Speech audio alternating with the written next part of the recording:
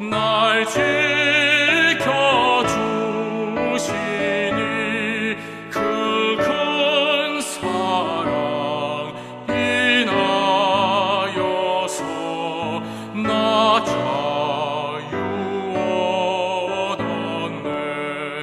나의 구원 되신 주님, 내 소망 되신 주, 항상 나와 함께 하셔 곧 다시 오시리.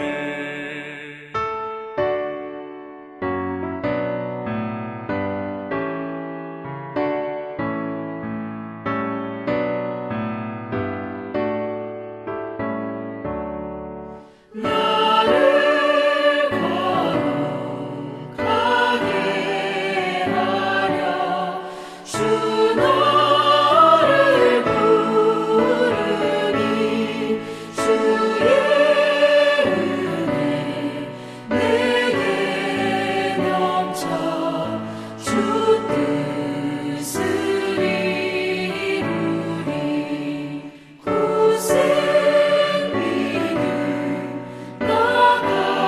가지고 주 말씀 따르면 주님 다시 강림할 때 날 영접하시니. 아멘.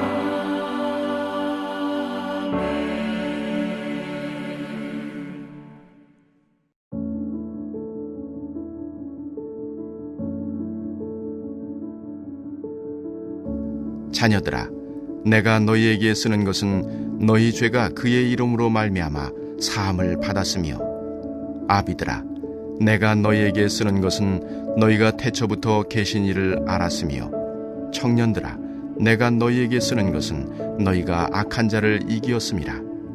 아이들아, 내가 너희에게 쓴 것은 너희가 아버지를 알았으며, 아비들아, 내가 너희에게 쓴 것은 너희가 태초부터 계신 이를 알았으며, 청년들아, 내가 너희에게 쓴 것은 너희가 강하고 하나님의 말씀이 너희 안에 거하시며 너희가 흉악한 자를 이기었음이라. 이 세상이나 세상에 있는 것들을 사랑하지 말라.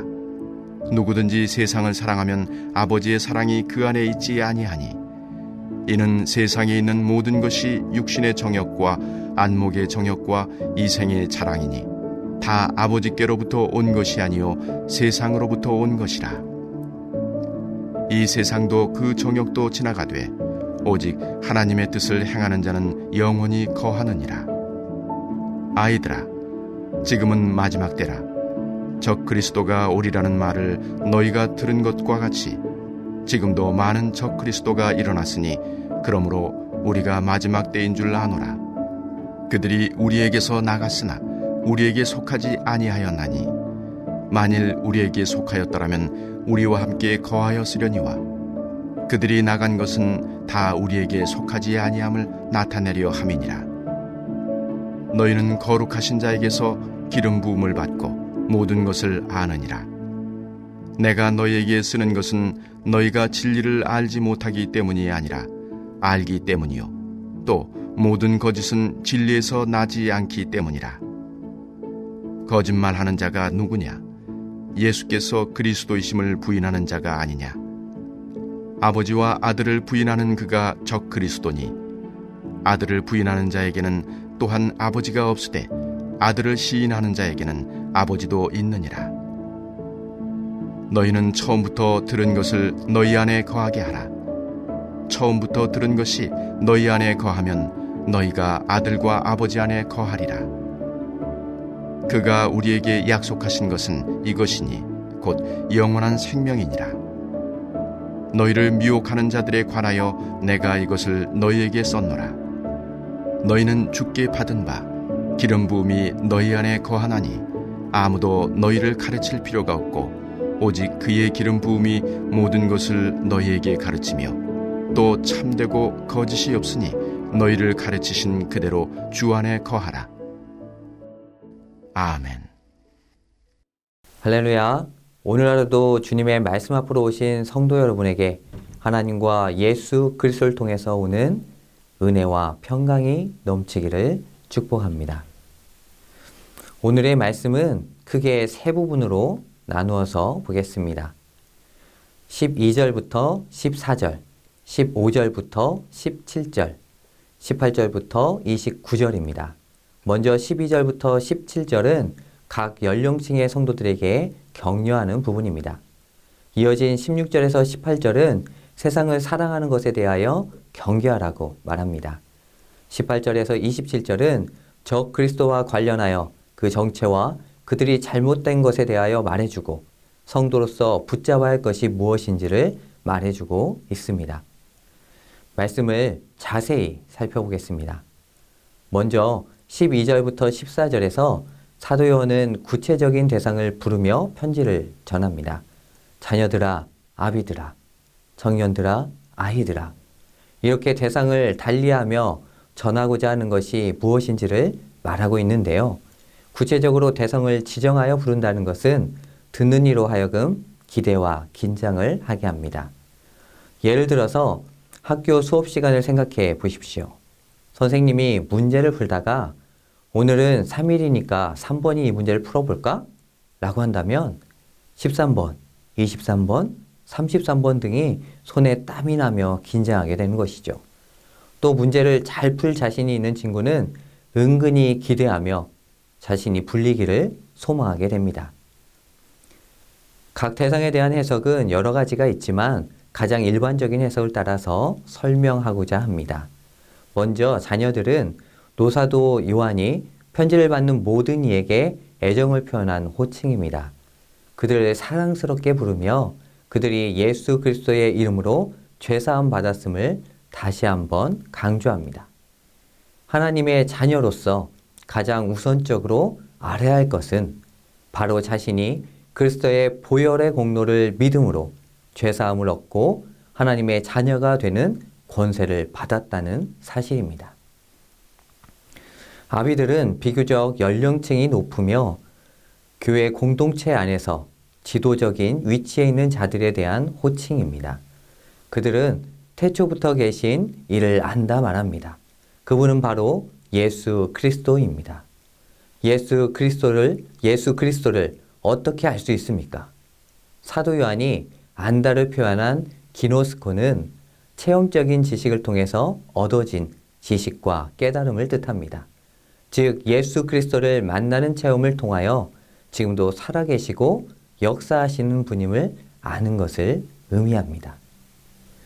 아이들로 번역된 이 파이디온은 훈련과 교육이 필요한 어린아이를 뜻합니다. 사도 요한은 앞에서 자녀들이라고 부른 것처럼 애정을 갖고 이들을 부르고 있습니다. 이들은 아버지 하나님을 알고 있다고 말합니다. 예수 그리스도뿐만 아니라 하나님을 경험하며 안다고 말합니다. 그리고 청년들은 상대적으로 젊고 활기차게 주의 일을 하는 자를 지칭하는 호칭으로 봅니다.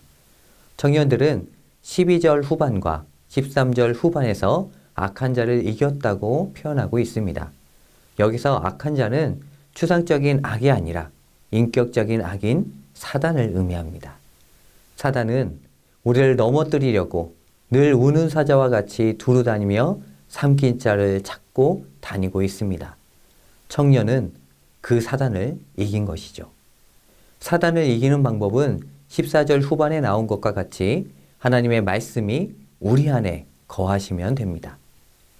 이제 80일간의 성경 일독이 마무리되었습니다.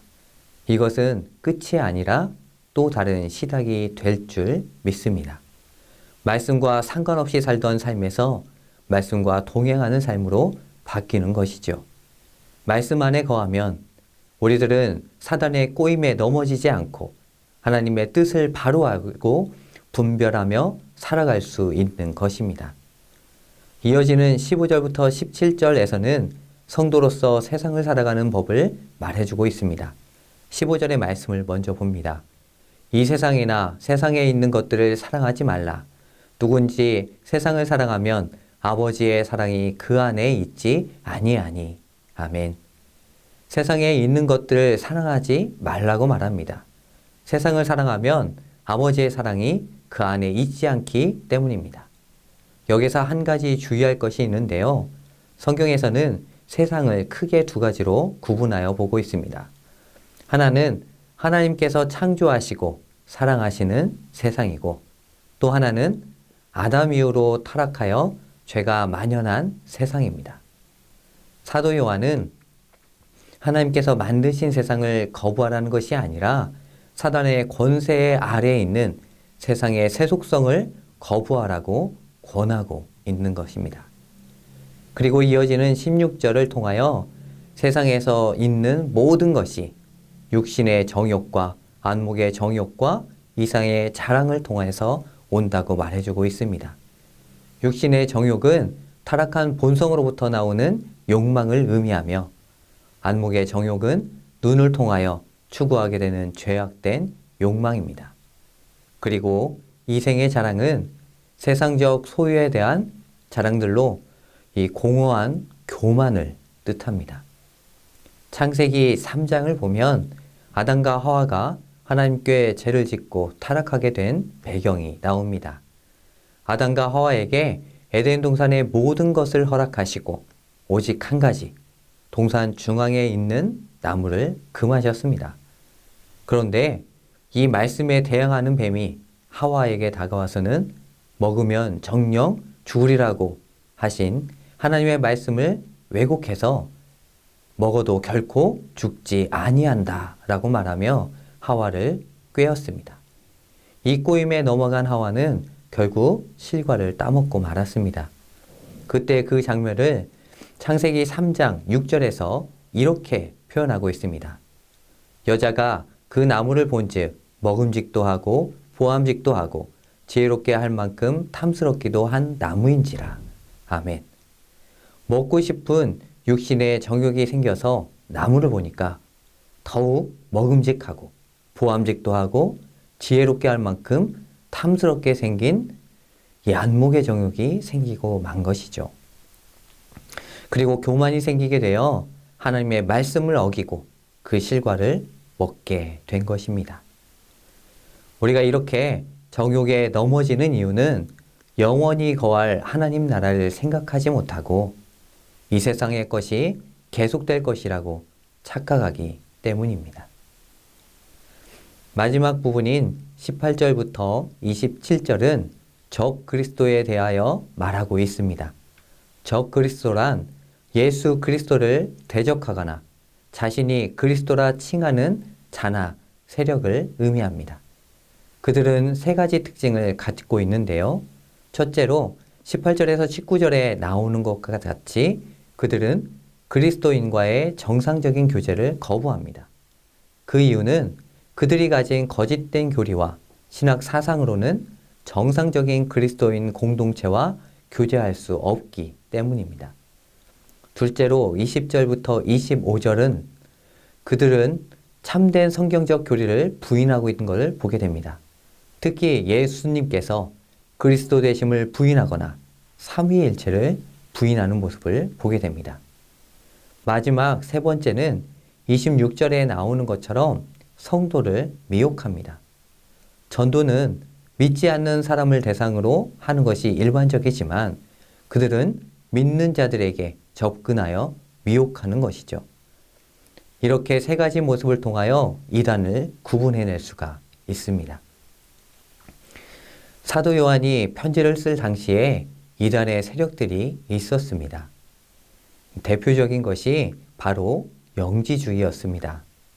그들의 체계는 매우 다양하여 유대인들의 사상과 그리스도의 계시에 대한 사상, 그리스 철학과 동양 종교의 철학에 대한 이념들이 혼합되어 있었습니다.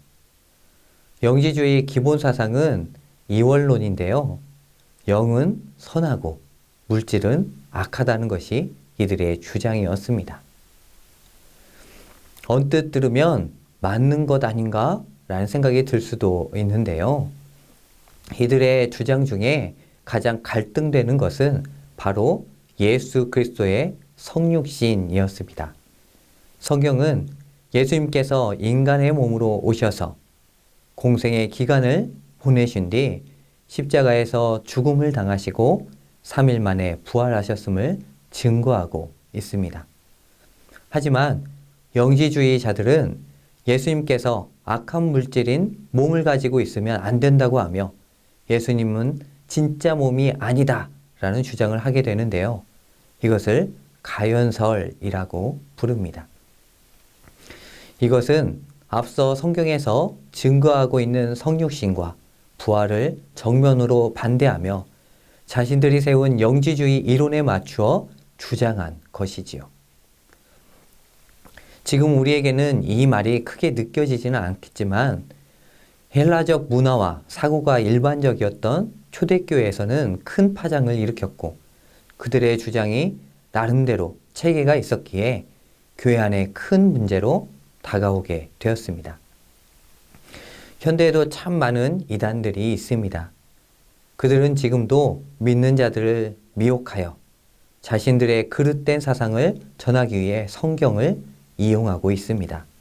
이때 우리는 주님의 말씀을 바로 알고 복음 안에 거하여 성령님의 인도하심을 받는 모두가 되어야 할 것입니다. 마지막으로 사도 요한의 권고의 말씀인 27절을 읽고 말씀을 마치겠습니다.